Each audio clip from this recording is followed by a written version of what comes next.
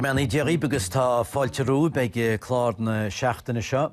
Ferras na dúna bhí gunda gúna ngála bheits a córáile mar a gláir nacht sinna Hughie McClafferty.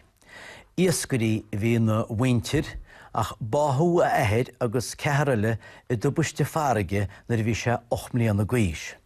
Cha sé chéir bliana fichiid a múna scailehóin balayéid agus dimir sé péil gachan de dúchas siar sna seachtaí. Céad míle fáilterúta. Bhfuil chuimir bhaid ar géad lá ar chutú gensaí gúna ngálartain? Tá chuide go mar park mácabhait is líige clíthe dúchláine sila bhíonna na den líigi. Agus tá cumne bhaithe go mar cadéadút a banistear leomar an leiris sin, tá sé hadh samúil a stoithe go teismna se an canál smaachta bhí ag banistear ar feladarí ag an nám dúirte lom. Tá peladarí ar an oran seo na scílaí an pela uafar chuíthe a gur sé den naine so nábíigh súla pás bhil léad an na peladarí seo. Ó dúir, díon de cheann. Díon de cheann héin. Rá anú bheith gensaí na minúir agus fuifi sa hín beidir éad freisin revision rá. Mé, deamar mad an na minar agus nar an frídéas fé. Agus céir déad na súnta smóran is tar mental pí go bhharda chud lentaí. Well, níl mar an sinna go coppla chéomh le linn máma sa seaachhdaí bhris duna ngáilfríd tar bhain siad créomhla go dtí 1972 agus bhí táhar an bhil bhí me ar an fanal don bhliain sin. Timir ach chaáil máiteach tús na créomh ach an sin hanna mar stamar aranad glí le cheanna se. Chail siad nid an uafáil sa glí le cheanna se barcha chróchaí a a léad bhain siad créomhla an cheadú agus bhain siad a réiste an 1970 sa ceair agus bhí me gimartear. So tá péireach go sinnéad bailí tá se. Nes bhfuil sa ru sé éasca ag fear as na dúnamh áiteáil ar an dhúna ngáil loch gailteachta?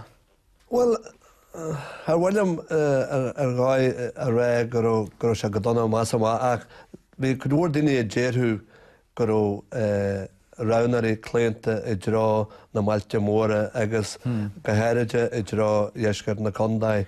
Ach déirann gur dearnú baríad a sin béidir. Ach san náam chéanana bhí chudda ag tarlú.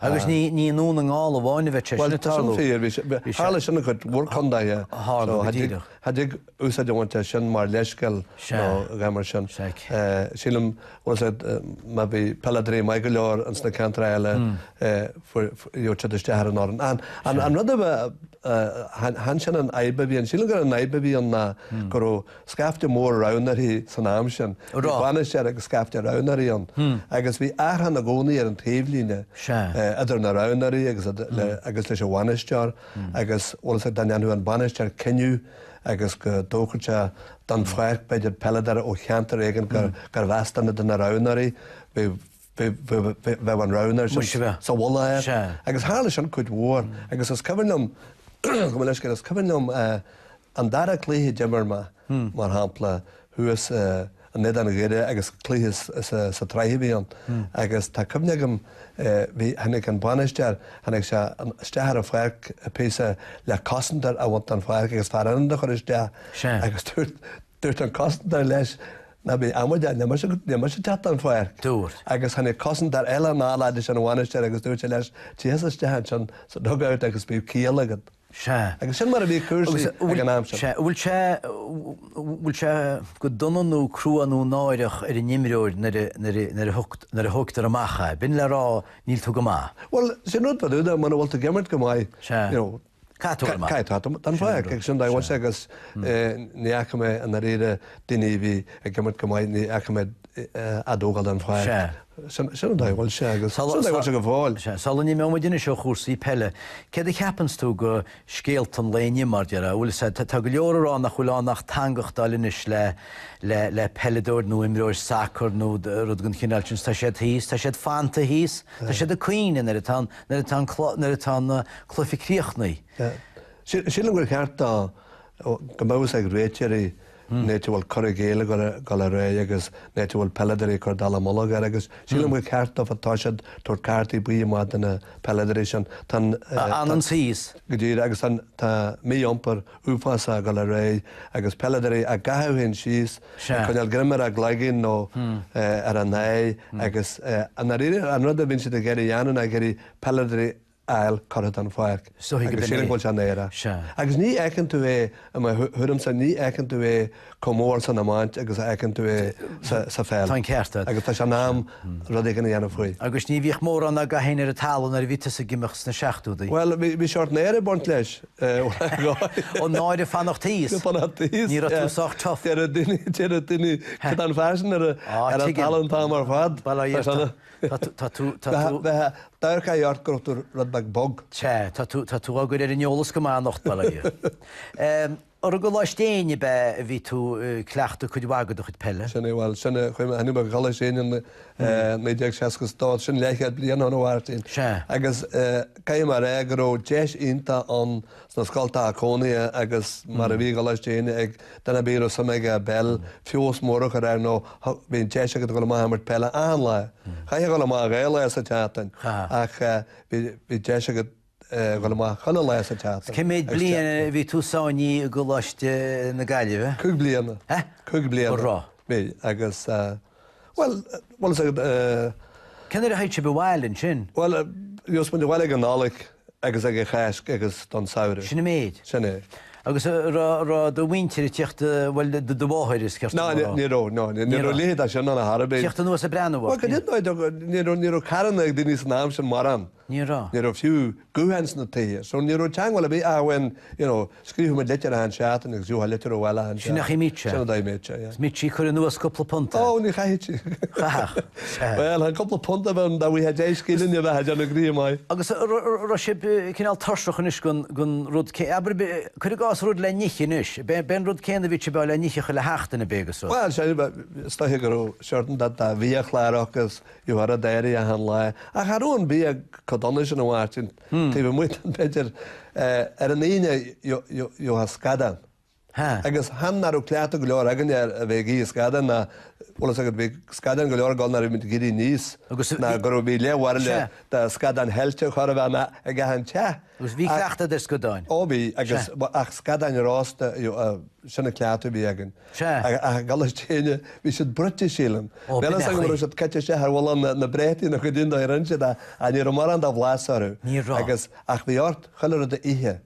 Agus bhí mí sa lá an tabla chuin na crackan agus a léidir sin agus hoún cabbí agad bhí dúlgus hart agus jo te Spain nó cin agus rátlait é frí de vís le cinnte nar ó fiáil na scada nó íos nó bhí caittííon. Go bheith sé sé bigé go. Bhín tíos go donna más má ach seo hanig bud ar heft fuil réitií den scadan agus sin nuda marálinn anú na clúdaí litrathe fáú a thuirtaisteáin agus de réidir chéile an scadan clúd a litre agus éirt agus sí sa léir. Beg nach bhéit a chuir bosta. Ceneacha tú múna scoilinn sin ar for tú de job? Well, from a posta bhile. Bhil sa fáiste han égan a tíhile an fáiste sscoil na gablan ria agus sinna a chéime mo híl. Ceá go éidir tú pí agus? Well, is bhí scíiste ar an hílma agus áthú bag. Ní rú sé ggéiste go an bhainteartá agal a más má sin bhí cheanna seapa agus sin bhí ggéiste go dhéanana coppla blianacha sa teapa agus an sin éligin mar cís agus hat eiscín muinteach. Do chu déir go dtíana sa sipa? Well, coppla bonda an. Agus rinne? Níor hála sé mar sin ná go dtír níor hála sé mar sin leis an tepa cheanad fan má díosachtaí móra más an bhainc agus bhí sé sin tí a réis agus de herbheith an dá chuiróí began do fanna sa tepa agus mu sé be. Agus a bé gur banan sin agam ar ó cléatú maithe ar rátal siapa agus run sin obair ag rátal sin an tepa na réide agus ach bé sin bhain sin bhuias a tapahhaid dí slúhin a bhí. Mu sé bheh se. Só díar le taon nach bhór gona bheith cuaramach na a sé ó jab go dtí jab go bhil go heide i man gró mar síle mé go gaihí seart a coolra a hátan a bheitgad le go man gró. Níl sin fír fahanana a bhí sé cinnte fír fa dú dús. Bhí agam sa né tréfhse rid na seohan canal síl. Se pogrós a bhí anna be. Com leis sé se pogrós sena bhí an. So chu bhfuir sé múntireacht a ríis. nó deid. Níach Dan mas tapar fá James líana agus ghilmaon sin in James líana agus an sin chuime chéime tréfhse a gárna ar chúrsa astruhain. Tuige. Agus chéime plíanaan sin nó sé bhí. So bhí tú áhaach do rácha sé bheith más a sipa? Bhí. ó fríisiú inta bhí fríisiú inta bhí an másama chéimar é. Dí le a tú córa le go Trúber éis ag an glár córa agus Hughie McClafferty as na dúnamh gúnda gún ngáil córa le manacht. Na dúnamh héanaan is dá trúchas bhí féle dramaíocht an an sin níl se neid sin ochan, bhí commórtas pelle na gailtocht an. Me sé ríist anna mé? Bé se a gannne ríist chumid steíireachtas an sin bhil bhín teachtas tíar fá tréb se fádah be commórs pelle gailta a gannne gaihíle sa harteag. Bhíle a hochtéag le dhéas bhfuidir riach sibbe tá fadhreanaíoch. Well mé mit almhaithe ráhíáteach ní bhéimiid. Baidir mar mé. Bei seach báist dínta nuair sin agaí. Os a caiinteire bhfuil mór anna testáil le dína le hí ráhílagus a hochtéag, bhfuil páist agaí tá sláán mar atá. Tá ráfhar Tá hóbit park úran arí agus tá seanfarc tá bolleach ar a teanfarc agus tá aisan agan tá anad sport agan in sin agus mar seaamí festis agus a léidir sin ach tá a choir le deanú na radí sin ar fá agus be a choir le deanú a teanfáice mar a higanú bhfuil is na a chuta sa bhhaile dearmid suasas choláistéine go bhhaile leichéad blianachain. Céir a bhís na dúnamh bhfuil sé rá nirid se rudaíán nach bhicinn tú neamháin. Am a fiúhhainna caiinte na sipaí bhí muid na. Well bhí chu bhór sipaí an neile sipa bhhaine is ach bhí chu bhór sipaí an san am sin bhí tréimhse go le ráis níos fuidirna sin ró ce a hapa dhégan bhí anis tá canhhainan ach agus bína cin an droitií dhéhrí. Maidir leis na dúnú héon san am sin bhí buad chlósan cena thóg bar na gantar cún líide go dé agus bhí trífií den gobaran sin. Nar chuimeis na bhhailí de go seaapú mar hapla agus bhí manach an brédíine sin ag teile bheith nuat agus bhí beidir sús le trífií cefií anna a gobar an sin, bhí tinscail dhéascrata agan na níró sé mór an náam sin, bhí me mór takeíar as náam chéna bhí daoine ggéascrat agus bhí tinscail tarrasrat an sin. So bhín cantar bhí sé lá bhí neartfa go le réan a nes níl rud ar bíon. Níl bailchlósan, níl manach an brédíine sin, níl dhéascrat ar bí gur fiú trachttar agus tá tinscail na tarrasrata bréileidir an sin gan áras ach tímuide sin níl rud ar bí eile. Agus bhíoh tú fáil jab bhaid daoine móra le rá nach míocha gimmargáil. Bhí sa gimmargáil naí tú a gasúra. Well hané gáí me dohaide bhí me cadíal ó giíocht bhla agus bagráilen san náam sin na ríomh síre an tairí an sáil chuú bhí ástan mór an sin ástan as na benne agus bhí bodí mhra a sasan ag teatan sin ar léon na síre, ba seo ástan a do clúgus caiilear a thug an tíar na lítrama áte gáú nó hart fan na blianta sin agus bhí cuasa golfiste leis cin a dhearí tá maras ar ó caiilegus clú ar fásta. So bhí chud mhór agus na duine hena go dtíana ásan sin bar galfarí bhí an tú agus bhí me duine sin le cadéala anú agus dúha cúg scíne ar átbáilí ag mála an parpáine átbáilí agus ba bhór me deirigad sin ag an náam sin dearan na gégadí mar goró rudí naró rudí go maiid agus bhíon tarigad dhéige cruúí san taithe. agus chuin targad digus deas i giste an tímar a deire. Tá sam. Agus míocht tú tuairte éige Hanné caiim sin bhíon seohhaart óní hé Harbé. Beidir dá an táhhairt agus cúgscíilna dhéanana chun íon lá bhí sé dhéag cruúé. Má se go agus fi mar de cáham sé ar gáid as an amhéon agus tólamad ar náidáil le golfamar lena bh Jolam ball Jolam agus hí me se go méidir gur airigid sweet sa bhí an níor bheith. Dana bhí cadíal ní cáham se nó chuin targad an taí. Tá go le fií rudanna sé tugus spéidir nach chéan rudas sécar damle le gínse chéir héiscúil se tarlaí le pí a fád a blianta ach tá chuimrán a gúna gus níon tú dearm go deir. Na bhí tuachmní an na gaiis in roch thubuiste farige báthú de éhéid agus ceile. Níon se goin began faoi? Well, pása me hes má bhhéir an Albain agus an Glasgow agus hen sé nóhile se rugú an chalína sinne, bhí cruúgur cluine acha nearú ag dearú ach nar ma an bhile chu sé dhéascaid le ar mór mar dhéascaí a bhíon tú agus bhí hafteach arach agus caiise tréh sé fád a giscad ar chásta thuúig an gáach an casla ar bhain bheith mar úirtaí na duú agus a léidir sin. Agus jensna lána géigeí chu se na geala bagagus chu sé dhéascaid ar bhid bhil bar buad a tógú maidlós bhíhí san cheantar bhíon. Ná a tú caiintear sa bhiló sin an Jack Bohan a bhí ar a bhid. Jack Bohan an far a thugaí bar as Alban hinnig se le bhína cheannaí ar a bhiló sin nar a choú an bhilós ar bonlíide go té agus tógann buid hat fan níideag d sa hácht agus a bhac a le seileh ar a bhid sin George Bohan agus chu méhéir gascad leis an na Calabega hí sé gascad más na Calab gascad scadan. Agus bhí an sinnar fá mar de ólána chégadí gascad leis thugus an bhhaigh tear na seaataine agus demáte tar nóna dóí ó maidín dá lún a leis na Galh. Agus an sin amgan rahnálaigh ní chégus a seaat, bhí iscrad mhórgal a ré nuún mór head agus scasla gur hacra sé goil sísan sin né túsna blianúide agus sinú a hálaigh í can bliana dag si na Calabag agus henig sé thart ballan na nuú agus fe sé tuas me ar lána híe chead choplúir den líú ní chugus áit agus deimi se go dún mór head. Agus bhí sé a giscatíísan sinna ar fá sé seaataine. Agus bhí rudí gáil go maid ar náid bhí sé fáil neartéis agus an sin.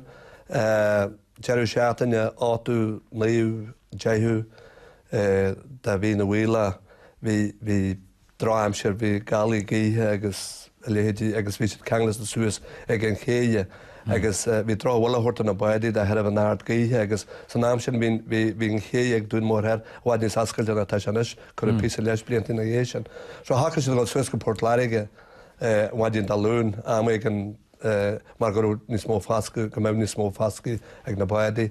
Agus go dtíra bhín baid coppla chéadslá a maithn chéan ar bhí farig a chroman agus bhí gála íhéigh séú agus cholíú dáfa an na réide gan chála ach run sé dehhard as casal an choirle agus ní si a coppla chéadslá a chéan ar a bhfuil toní crapan mór farig agus choú heanna carpaí agus bhí sin lehhaite nó lethamathe ar bhhar an isce hadthe sé síos bhí si béal faoithe. Se. Agus bhí bartear an deic agus bhí séisiir ar fáda bí ar a bhid, bhí bartear an deic agus ceathir hí a rítar agus a bhirt bhí ar deic caiimad an deiciad baú daneach an fear báige bhí ar a chrú agus sáún fear eile a se beag fála go cheara John James Lyons agus an ceathir a bhí hí a rítar. Níún buad an sinneistear na caricha agus breisiú bhí na físaí agus caiún chear bhí a rétar fástas bhí mehean na measc agus caiú cúgar. Or fríún ó chuirpa hiúí? Well, de réidir chéile na léhananta na dhé sin hanachas an na carpach, ní hanachas a charp methar a riú. Ó níor tháinig? Níor tháinig. Agus tá scéal eile gohfuir si letir. Bhí sé scríomh bhile? Well, scríb se go réalta par má bhaithir leite nó chalahátain. Agus an sin an seaatan sa ar caiú scríb se litir chuganne. Ag de chudrathach ísteh? Ag mé dhearthar dearhhaine bheith agus mé trúr dearafrada. Se. Agus stoi gur bhail se eiste ar gáid, par me sin litir chuir me litir sa fástar an dar a le, so bheit agam beidir ar an ceann an cúige le agus baú ar an deithú le. Sin go bhí féra. Se. Ní dé chuige Chégus a háit. ní dé chuige sa hácht. So agus sin rud nar tháinig cruihi sin. Letir ag na gaiú. No mar chuir se cádaí chugan nar a chrééis se dún mór her an chéad le chrééis sé chu se cádaí agan a chuir se letir an teatan sin chugan. Agus tá letir sin é a gúna tá. Tá sé sin an mar deir tú eisteach agus ru dúla gur se duine bhíon gur scríúte. Hanna bhíon hanrad neúchaanta bhíon dá scríú. Agus tá go se eistí a de herbh go bhuiirrma na litir sin teatan sin ar a caiú. Ach fu bhhair caiú ar an lún agus chuir se litir sa fast an bhaidín sin mar fu bhhair litir ar a chedanne. Chedan é a chaú. Ach bhín scéal a techaí rihín gédaín rihín litir. Ó bhí fermadine scéile i lún. Agus an fearaidirú tanna. Bhí sé an nuí a bhhairtín darná. Bhí sé nuí duine scéile chorbe. Ó rá. Gus sé clustíí a géir. Bhí an nuí a bhí sé cluisteag má bhhair bhór. Ó rá Bhí mu rá. Agus ina sé segam an fear tháinig sláán is dúir tú gúil se fósan a bheith bara fear bre. Agus bhí fear eile nar uair an bhhaid ach bhí mar bháil an chrú cumáid, bhí sé sin na chéad bhí sé le cá a thoman suas go Portlaige. Bhí sé na hasú an chéide agus chonig sin ar fád tá Francis Cunningham. Mu se chunig sé sin beag bháil post ar ná. Mín tú caiint go minic lei sé bhar a tháinig sláánú. Well leis coppla. Dúg sé ólas chuitnú meile sé bheith caiintir? Well stá well thug sé álas cíteach hélam gur rudé gur ggóil sama go bheith caiinte. Tá samanúis well Tá sé decha tá. Agus bhéit an fi go tal néiste mar sé scéal rá aine bhóra ar teir agusú 8 mlíon bhí. Stá sin chúise sin nar a hálííon achtar móra de héal. Se agus tú á chuúnta cehne chuíonn se. Agus ar an dóid sin chunne istá cehnear chud mhóradí fadúda agus chudhóradí ar an mid le chéile. Se agus stána gonne an cehnear a Harbé Marach peidir méidir há se bennacht éile an anam agus tá do bháthí héin i mé lín na féirin sí réhíle dó. Ráhíle dó se. Diimechtón scéal chun sé tearnú bheith caiinte na rudí sé gamantí. Ceach céir de tartainais tá an siúpacaitin ar tan búnteúirecht, níl tú díonna taid, bhfuil tú gimar gáil fuas an áitiíocht tú díana do chuid coppla scilín man bháil an club sin óhfuil tá agus amréim go minic agus higlum ní mar áhaithe a bunam bhfuil tú gohfuil Bé me gobar leis rítáirí bé me gobar leis an radio ar bhspéalta agus bunam ansolta sin fá. Gus anú bín tú trochttarach agus rudí sport bíon agus tá samóra man sin. Tá bail anú fear sportúlthú heb ceí se. Well tá sama go an bhfuil bhí me le féir tuis gar i d dimir pellréilech i bin eile go tá a chríú áhil sé tá rí a fellréile ne leras a bhí agus sinna é bhéise ach té sama go a glíí eilegus an sportteile mar chub hain clí seachar agus rugbí agus cricket bhil ha sanna go na réal Nílas go na réal nám sachan rid, mar déann sé taméte. Agus tían go einta samú an scúil. A bhí me ag clíthe mu haine clí cricket an clí an amlinn se mu America ar fá 3 ure amór mé med America fu mat choú má scafte golfar ré mar hálaise mar St. Louis agus chuid clían haine cricket an data se dámata cos leis Cuma. Polo.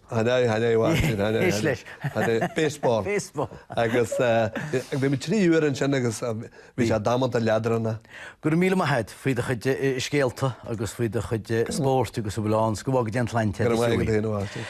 Sin is nach chláán gur maithagaí be mu liberís le chuna dé in teachtain se hagainn agus chlára lein.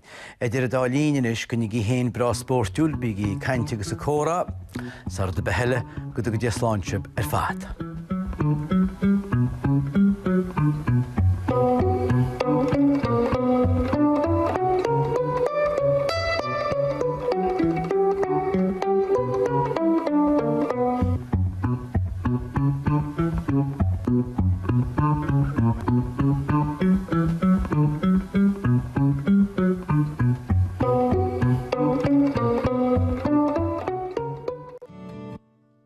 With Courts at Windsor Ingalls and Shaw TG Cahir Scale na Hampshire. Skeetjig lofe, Neil Clúad fi hadde. Tá sé tuairse na creeps go mar háin sé steach nacht. Marach go bhfuil cuma a cinnt ort ní féchtú ar an air chorbe.